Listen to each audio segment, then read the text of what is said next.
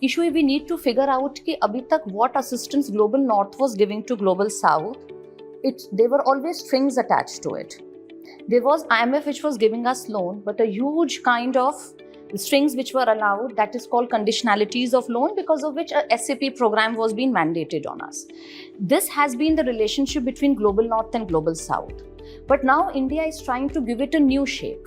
Therein we are coming up with this development diplomacy. And so this time, like what we did with the countries in which our Prime Minister visited, all the development schemes were demand driven. And this is not the first time we are taking it forward. If we remember, in 2018, our Prime Minister went to Uganda. And at that time, he took forward the idea of 10-point Kampala principle. Today, Kampala principles are the framework of Indo-Africa relationship. The first point of that 10-point program was that from now onwards, India will be providing development regarding spheres which you want us to provide. It will never be on our terms, our conditions. It would be demand-driven.